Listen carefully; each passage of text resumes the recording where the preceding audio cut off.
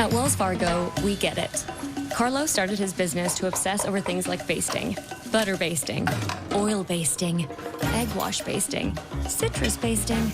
He lives for the basting. What Carlos doesn't live for is the banking.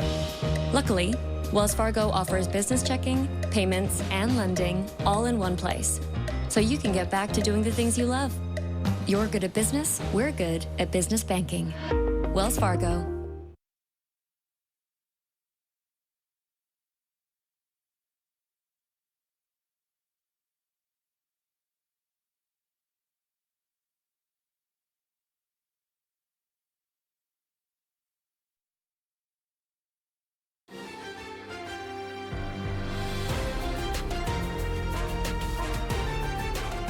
This is KCAL News, Los Angeles. Now at 6, a lifeline and hope for fire survivors. The Altadena Country Club reopens, marking a milestone in the Eaton fire recovery. Plus, a pursuit ends with a patrol car crashing into a Southgate restaurant, and the suspects are still on the run. And hospitalized with broken vertebrae, former New York City Mayor Rudy Giuliani injured in a car crash. Good evening, everyone. I'm Gio Insignares. And I'm Hunter Sowards. We start with this, another step toward rebuilding. The Altadena Country Club reopened its doors to members today. And KCAL News reporter Lauren Posen live in Altadena, where happiness and hope are on full display. Lauren? Gio, this is just such a special day. We wanted to give you an overhead view of the grounds here. So when you come here, you are going to notice there's still some parts under construction. But then look what's right next door. The beautiful pool. They've got the tennis courts here. This is so much more than a club. Really, it's the heartbeat of this community. For the first time in months, the sound of laughter and splashing are filling the air at the Altadena Town and Country Club. It's good to see all our friends and like some family and our son. We have a son, a 10-year-old son. He's roaming around somewhere with his friends, so it's good. The Altadena Town and Country Club was devastated by the Eaton fire. The historic clubhouse and cart barn were destroyed by the flames. Parts of the club are opening their doors again, including the pool, pickleball courts, and tennis courts. We took this for granted, that we had this community, that it was so easy for us to come and run into friends and let our children just be children. And, you know, we haven't had that. For some, the reopening is much more than just a return to normal. It's a lifeline. Many of the over 700 people who came out Sunday lost their homes in the fire. It's so special. I actually tucked away in a corner and cried because my kids told me for the first time, Mama, it feels normal. The partial reopening brought out Representative Judy Chu and District 5 Supervisor Catherine Barger, both confident this is just the beginning for the recovery of this beloved space. There's no question in my mind, not only are we going to rebuild, we're going to rebuild better and stronger. This club holds decades of memories for people across generations. We play tennis here at the Altadena Country Club, as well as make this our second home for our proms and other events that we had right here in our own community. Seeing what is the heart of their community rise from the ashes is nothing short of surreal. There are moments that you can be happy and there are moments that you are okay to be sad. And I think this is our moment to all be really happy. Of course, there are happy tears too. Everyone's so happy to be back. Club officials say by the end of the year, they hope to open up a new fitness center in children's area. Now, as for the clubhouse, which you might remember really is the main building here at the club, that's going to take a bit longer. They say about 3 years until construction is fully complete. Reporting live in Altadena, Lauren Posen, KCAL News. Certainly a great step forward. Lauren, thank you. Got some breaking news we want to tell you about. Firefighters rescue a man from a tree in West Hills. SkyCal over the scene at Shadow Ranch Park on Van Owen Street. Crews say the man suffered a leg injury while up about 30 feet. Now, it's unclear why the man went up in the tree. Firefighters used a ladder truck and a rope system to get him down. More breaking news, a homicide investigation at Burning Man. Deputies in Pershing County, Nevada say a man was found dead lying in a pool of blood at a campsite last night. Investigators say they interviewed several people in the immediate area. The sheriff says this appears to be a, quote, singular crime, but he says festival goers should still be aware of their surroundings. 2 men are dead after shooting in Cerritos overnight. This happened at Don Canabi Regional Park on Bloomfield Avenue just before 3 this morning. Investigators believe the two victims were taken to the hospital by friends where they were pronounced dead. Witnesses say they heard up to 25 shots before several cars fled the scene. Investigators believe it happened in the south parking stalls of the park and are investigating what led to that violence. New details on a Metro train hit and run that we brought you as breaking news at 11 o'clock last night. Metro says a driver crossed into the Wilmington grade tracks in South LA last night and was hit by a southbound A-line train. They say the driver fled the scene and has still not been located. 2 passengers on that train were hurt. In a statement to KCAL News, Metro says, quote, Metro thanks the LA Fire Department for quickly responding to the scene and goes on to remind all drivers to be rail safe, to pay attention to crossings, gates, and warning signs before crossing the tracks.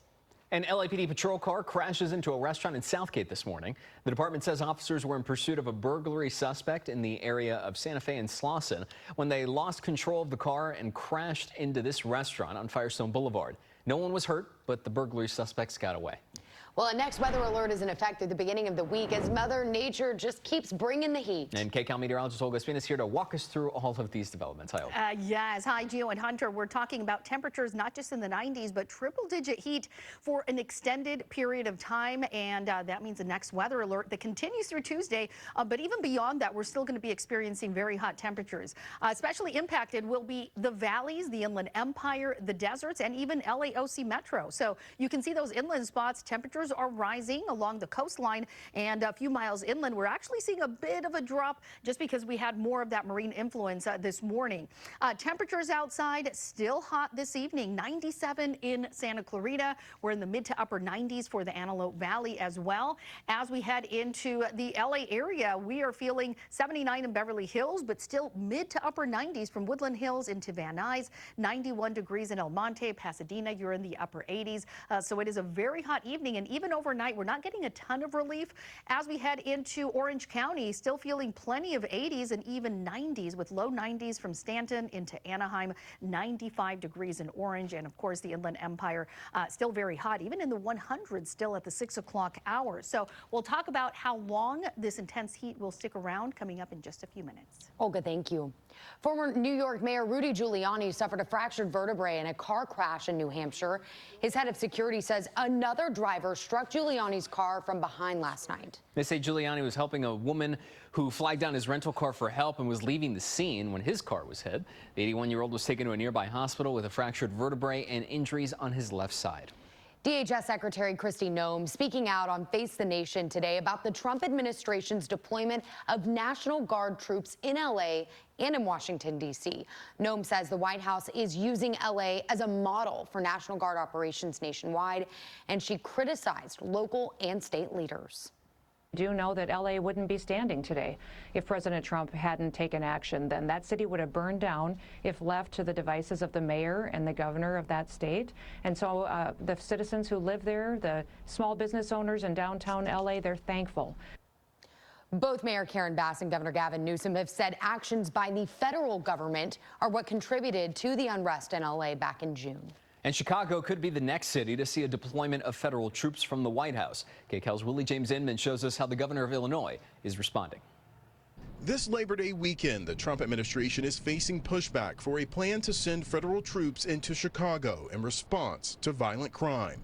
On Sunday's Face the Nation, Illinois Governor J.B. Pritzker says troops don't belong on the streets of the Windy City. Murders are down 50% in the city of Chicago. National Guard troops, any kind of troops on the streets of an American city don't belong unless there is an insurrection. But Department of Homeland Security Secretary Kristi Noem defended the administration's push to cut crime. For 13 consecutive years, Chicago had more murders than any other American city.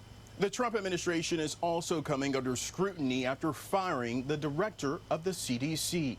Director Susan Menarez's firing was followed by the resignation of 4 other high-profile CDC leaders. CBS News medical contributor Celine Gowder says the departures have created a vacuum in U.S. medical leadership. These are really key positions, not to mention that a lot of the directors of the different centers, because it's centers plural, have also been forced out over the last several months. So you're really dealing with a leadership vacuum at the CDC.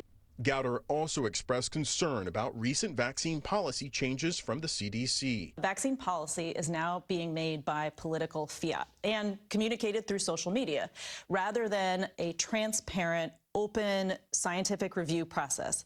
And so we're seeing the reversal of previous recommendations, which will also confuse whether insurance will cover certain vaccines for certain people.